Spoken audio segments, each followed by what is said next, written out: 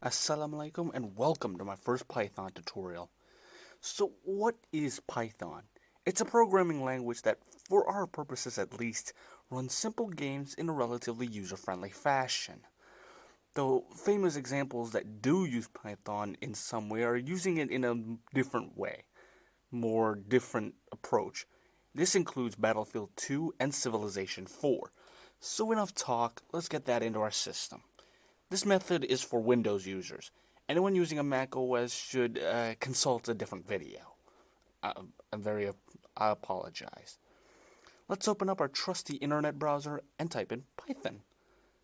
There's the official website that provides the installation packages in current and previous versions. Hover over the downloads and the latest stable release in your compatible bit systems is automatically presented to you. 64-bit systems can run 32-bit versions just fine, but not vice versa. So then in the download directory, for convenience sake. Now start the application. This here is the installation wizard. One necessary input before proceeding is to have the Python 3.8 in path. It brings in the variables that come with it that will be useful later on. Now you could either just go ahead with the installation or change the install location if you like. The process shouldn't take you more than 2 minutes. Now Python is in your computer. The next big step is to get PyGame into it. This one requires the command prompt or terminal. Open it up in the search bar and type it exactly. Pip install PyGame and enter. And look at that, it's already hard at work downloading and installing the latest version of PyGame. Now that you've got Python and downloaded PyGame into the system, it's time to write our first script. So without further ado, let's use the search box in your taskbar below to find the program IDLE, which stands for Integrated Development and Learning Environment, to get Python booting. There, this window here, this is the Python shell. Once you finalize this code, this will execute it and display the result. And if there's something wrong with the script, it will tell you which part is written incorrectly and why. Like a condescending teacher who gave up on you. In short, you don't have to type anything here. Just go to the toolbar at the top, hover to New File, hover to File, click on New File, and this empty window pops up. This is where you write your script. Yay! We start the magic by typing in import pygame. And it's important because this will bring all the relevant code inside the Python idle. But now it's sitting there, doing nothing. We gotta ask it to initialize.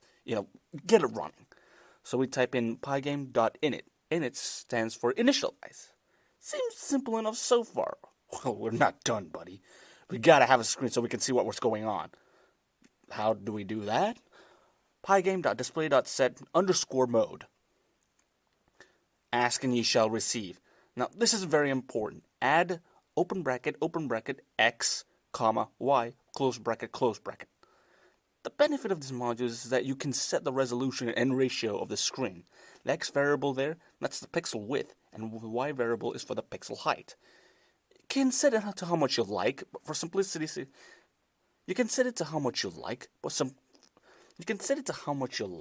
for simplicity's sake, we'll go for the 480p experience. So change the x to 640 and y to 480. You can test this out already by going to Run and click Run Module or press F5. Wait, what is this? Yeah, I forgot to mention that anytime you make any changes to the code and run it, you gotta save it somewhere. I'll be back. Now that's done. Now you might notice that the Python shell is doing something. Like I said before, it's executing the script and going to display the result. Ta-da! This black, sad, excusable window is the PyGame. It's very bare bones right now, but we can fix that. Let's change the script. Let's start typing the hello world part. So here we go. Pygame.display.set_caption. So this means that we will change the title in the PyGame window. Here we put open bracket, quotation mark, hello world, quotation mark, close bracket. We can stop here as we're technically done, but before you do, I want you to write this little piece of code. Pygame.display.update, open bracket, close bracket. This will update the screen for later use. Now go ahead and run. And there we go.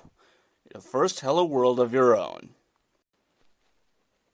If you're still sticking around, you might be thinking maybe programming is just not for me.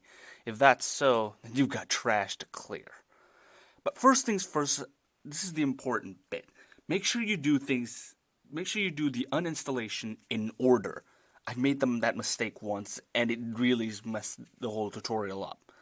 First, you need to get rid of PyGame. How do we do that? Well, we're gonna have to do a bit more coding to get rid of it. Yes, do the thing you hate, do the thing you potentially hate to get rid of the thing you potentially hate. So let's just get this over with. Go to your search bar and open the command prompt. Type this exactly. Pip uninstall PyGame and enter. They will be checking, and at the bottom there will be a prompt awaiting your assurance, which is the A, Y, and N. Press the Y key and enter. The computer will delete any files relating to the code. And there we go. No trace of PyGame anywhere. Removing Python makes it easy. Removing Python is even easier. Go to your Python launcher, the file that you just downloaded, and select uninstall. The rest is done automatically. And look at that. No more Python. So that's it for me. This has been my first proper attempt at a tutorial. Hope you find this useful and happy days and happy times, I suppose.